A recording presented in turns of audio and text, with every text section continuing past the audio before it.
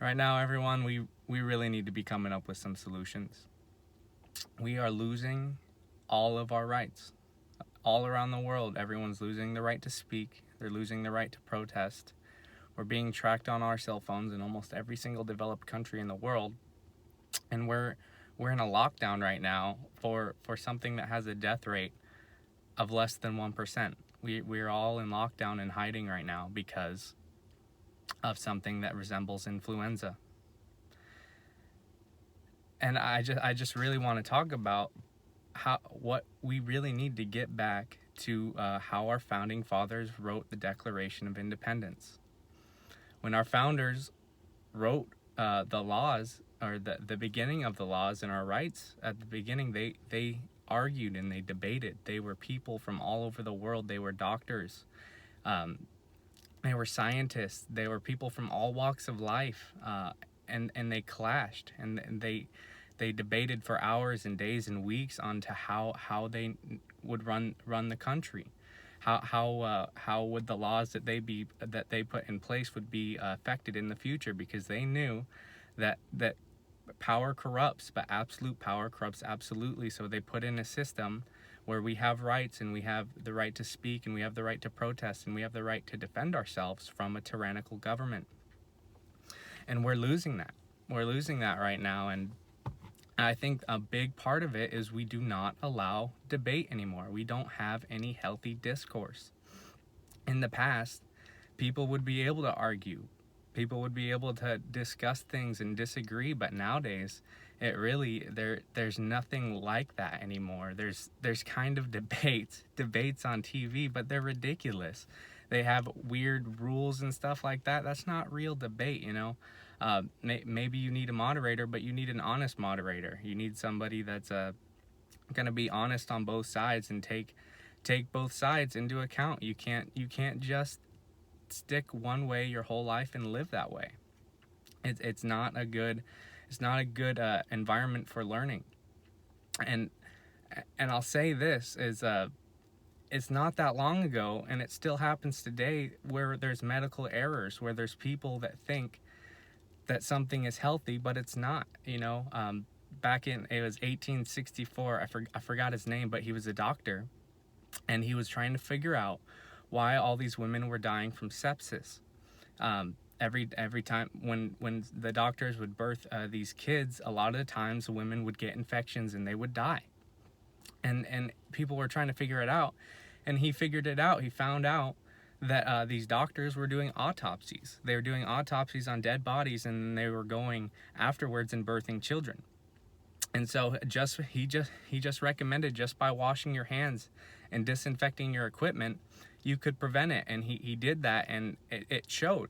And he kept arguing with these people, with these doctors, and he wasn't really the most tactful about it, and he got ostracized because all these doctors thought he was basically blaming them for all these deaths.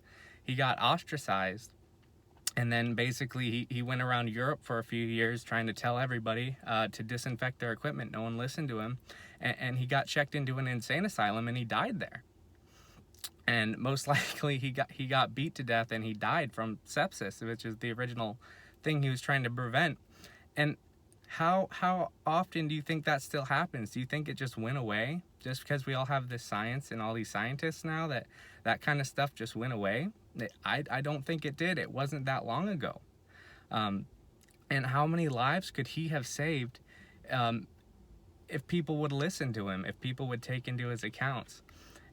But that brings me to another point, is that we need to be tactful when we argue and when we debate people, because from what I understand, that a big reason as to why he got ostracized is that he belittled, he berated these people when they tried arguing with him. And we have to be a lot more tactful than that, because people are emotional creatures, and people think with emotion. They don't generally think with logic. And we need to open up people's minds to other ideas out there, and we need other ideas. It is extremely important that we get these differing thoughts, opinions, and facts into our heads. There's so much knowledge in the world that you will never get if you stay in your little bubble, if you stay in your little echo chamber. There is so many different facts And they are facts. There are certain facts that you will never get. There's other opinions you will never get as well. Just naming one. CO2 is not a pollutant, okay? CO2 is what plants breathe. Carbon monoxide is a pollutant. Carbon dioxide is not. If it goes below 320 parts per trillion in the atmosphere, all the plants on the planet will die, and by extension, so will we. If all the plants on the planet die, so will we. And now, if you don't agree with me, let's have an argument. Let's have a debate. Let's discuss it, you know? Call me up and we'll talk about it, and we don't have to agree. We don't have to, by the end of it, we might not agree with each other, but at least we had that. And for me personally, in my life, my opinions and thoughts have changed so radically over time. And that's because I put myself out there and I let myself take in these other opinions. Because, and it's not like I agreed with it right away. It took time. I've had multiple people come to me and try and tell me something, and I had a visceral reaction to it. I was like, dude, you're nuts. Get the hell out of my face. What are you talking about? And so that's the first time. And then as you go on with your life, you think about it, and you read more stuff, and you read more books, you read more studies, and you're like, well, maybe that guy actually had some points, and maybe had some validity to what he was talking about. And then you go on, and then you hear someone else talk about it in a different way, and you're like, wow, well, that actually makes sense. And so we need that back. We need healthy argument. We need healthy discourse. Could you imagine if we lived in a world from K through 12, you could have arguments and you could have debate and not get in trouble for it, not get in trouble for having the wrong answer, because that is not how life works. If you know anything about politics, if you know anything about like economics and stuff like that, there's not just one answer. I don't totally understand economics, so don't quote me on that.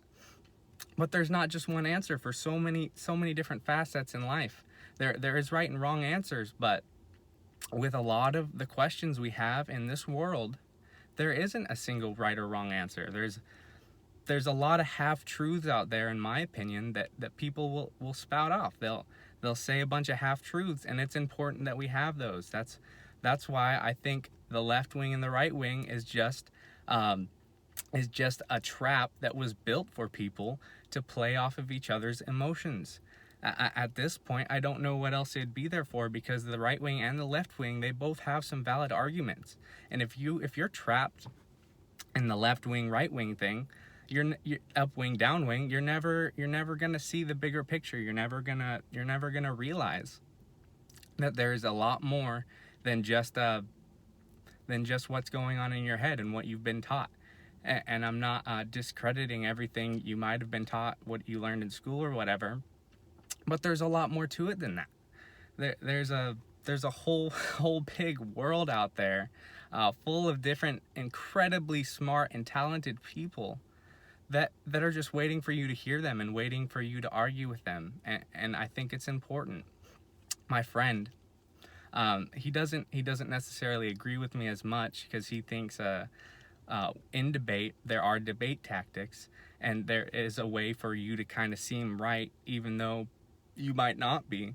But I feel like that would be such a much more insignificant thing if it was promoted in school, K through 12. You know, if that was a common thing, if people could get used to debating and arguing with people, seriously, like people you meet on the street, you just have a conversation, and then you actually have the balls to argue with them. You know, no matter what they might think of you or not, because it's important. And that is how we grow as people, is when we have arguments and when we have conflict. You will never grow if you stay in your little bubble. You'll never see the bigger picture if you're sticking in your bubble. And you don't have to agree with me. And that's the point. Maybe you shouldn't agree with me, but you should come talk to me about it. You should come argue with me, not necessarily in that harsh of terms, but discuss it with me, you know, and we can discuss it, argue, and then we can smile and laugh and have a coffee afterwards. You know, we don't always have to agree. And that's another big problem, is we don't always have to agree. And just because we don't agree doesn't mean we have to hate each other.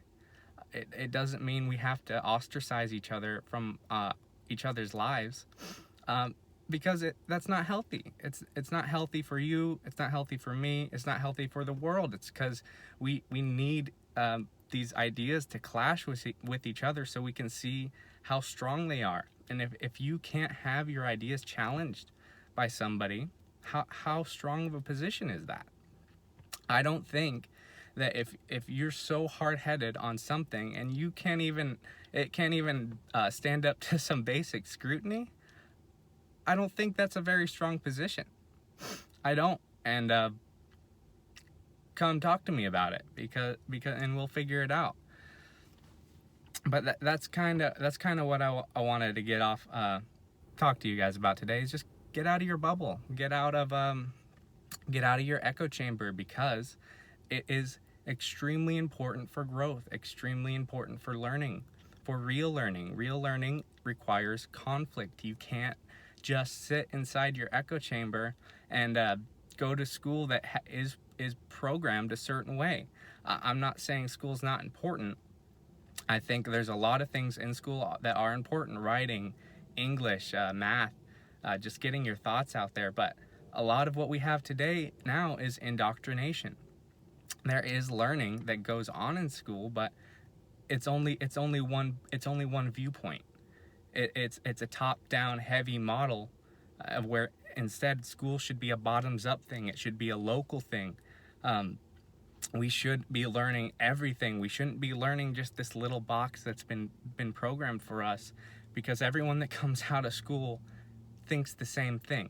Almost everybody. And I don't think that's healthy. I think we need to have some honest discussions, some honest discourse, and honest debate.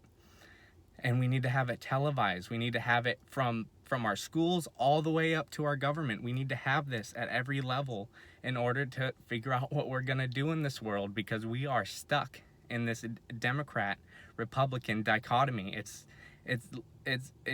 just a WWE farce at this point. They're just playing off people's emotions, and they're getting people riled up, and they're getting people to hate each other. It's divide and conquer. That's what's happening. We're being divided and we're being conquered, and we need to meet other people that aren't inside of our echo chambers, because there are some incredible people out there, people you don't have to agree with, but they're amazing people, and you'll never know that. You just might be on the left wing and be like, oh, those racist right wingers, or you might be on the right wing like, all those stupid libtards. No, that is ridiculous.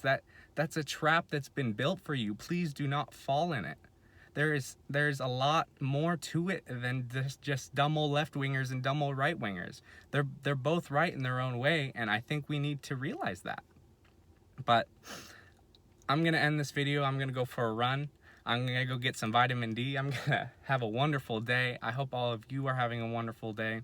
I hope you guys are staying strong, because there is a lot of craziness going on right now, but you got to stay positive.